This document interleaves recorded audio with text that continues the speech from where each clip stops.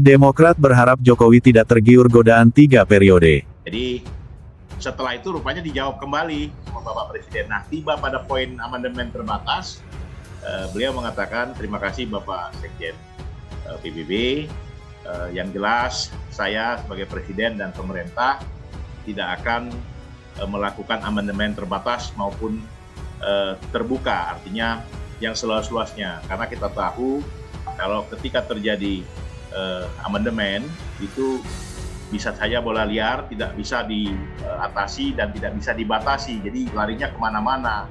Nah, termasuk isu yang sekarang beredar terhadap saya ingin 3 periode, kemudian perpanjangan masa jabatan presiden, ini yang sekarang beredar seolah-olah ini maunya saya. Nah, ini saya takut betul dan saya jaga betul begitu. Jadi prinsipnya beliau menegaskan bahwa soal amandemen terbatas maupun amandemen yang lainnya beliau tidak setuju. Presiden Joko Widodo, Jokowi, diharapkan tak tergiur godaan yang menginginkan dirinya memperpanjang masa jabatan menjadi 3 periode.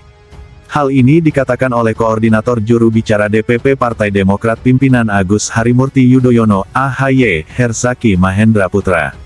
Herzaki menyampaikannya sebelum menghadiri sidang perkara nomor 150 Partai Demokrat di PT UN Jakarta bersama pakar hukum tata negara Margarito Kamis dan Zainal Arifin Mohtar, terkait penyesatan fakta oleh KLB Deli Serdang Muldoko.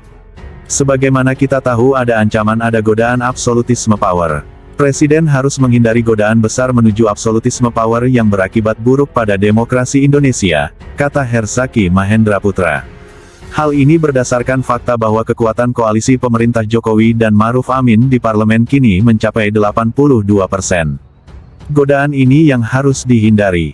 Jangan sampai kemudian misalnya ada godaan untuk menjadi presiden di periode ketiga atau menambah 2 atau 3 tahun masa jabatan dengan mengubah konstitusi, tegasnya. Kata Herzaki, ada sejumlah pihak yang hendak menggoda Presiden Jokowi untuk mengentalkan kekuasaannya melebihi apa yang dibatasi konstitusi. Dengan berupaya mengusulkan amandemen konstitusi. Menuju apa yang pernah digaungkan ratusan abad lalu oleh seorang raja, Letat Chesmoy.